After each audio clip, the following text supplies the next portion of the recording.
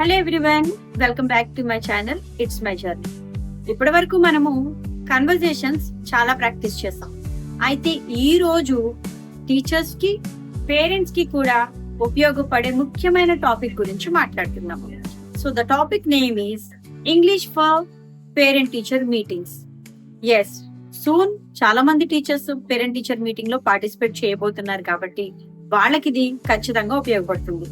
So late చేయకుండా let's begin. Situation 1, welcoming parents. Parents మీ school కి వచ్చారు. వాళ్ళని ఎలా వెల్కమ్ చేయాలి? ఒక సింపుల్ స్మైల్ చేస్తూ good morning, welcome to our school, లేదా thank you for coming, please have a seat. ఇప్పుడు నాతో పాటు చెప్పండి. Good morning, welcome to our school, thank you for coming, please have a seat. ఇప్పుడు situation 2 గురించి మాట్లాడుకుందాం. ఈ సిచ్యువేషన్ 2 లో స్టూడెంట్ గురించి మాట్లాడుతున్నాడు. సో ఒకవేళ పిల్లాడు మీ క్లాస్ లో బాగున్నాడు, దానికి మనం ఎలా ఆన్సర్ చేయొచ్చు? Your child is doing well in class, లేదా your child is improving every day. ఒకవేళ మీరు చెప్పే స్టూడెంట్ ఇంకా ఇంప్రూవ్మెంట్ అవసరం, తను ఇంకా ఇంప్రూవ్ అవ్వాలి అన్నిట్లో, సో అలాంటప్పుడు మనం ఏం చెప్పొచ్చు?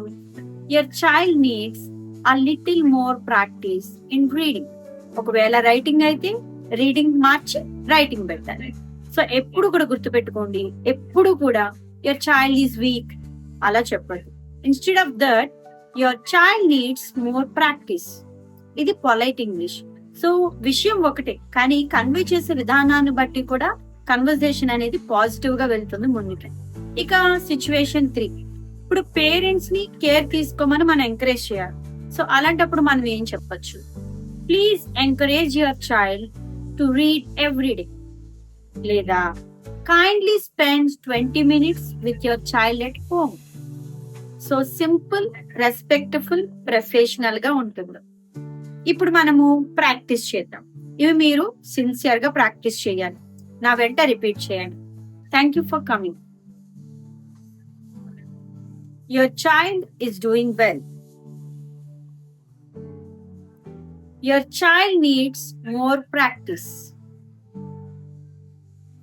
Please encourage your child at home. Excellent. So, ఈరోజు మనం కంప్లీట్ గా 4 sentences ని ప్రాక్టీస్ చేసాం. ఇంకా యాడింగ్ లో సిచ్యువేషన్ 1 to 3 లో ఉన్నవి కూడా మీరు ప్రాక్టీస్ చేయొచ్చు. మరి ఈ రోజు గోల్డెన్ టిప్ ఏంటో తెలుసా? పీటీఎం లో ఎప్పుడు కూడా పిల్లల్ని క్రిటిసైజ్ చేస్తూ మాట్లాడరు. నిజానికి ఏ పేరెంట్ కూడా తన పిల్లలు బాగాలేదంటే యాక్సెప్ట్ చేయలేరు. బీయింగ్ ఎ టీచర్ మనం అసలు నెగిటివ్ కామెంట్స్ ఇవ్వకూడదు. So instead of that encourage the parents. So positive words అనేవి ట్రస్ట్ ని బిల్డ్ చేస్తాయని ఎప్పుడు మర్చిపోవద్దు. మరి ఎపిసోడ్ 7 కి మీ హోంవర్క్ ఏంటో తెలుసా? ఈ రోజు మనం మాట్లాడుకున్న సెంటెన్సెస్ లో కనీసం 3 నుంచి 4 సెంటెన్సెస్ ని ప్రాక్టీస్ చేయండి. మీరు ప్రాక్టీస్ చేసిన తర్వాత మాత్రమే కామెంట్ బాక్స్ లో ఎపిసోడ్ 7 కంప్లీటెడ్ అని టైప్ చేయండి.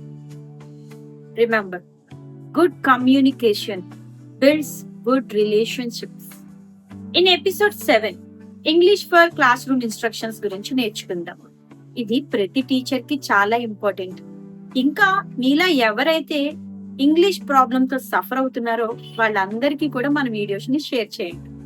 Until then, keep smiling, keep practicing, keep speaking. See you tomorrow.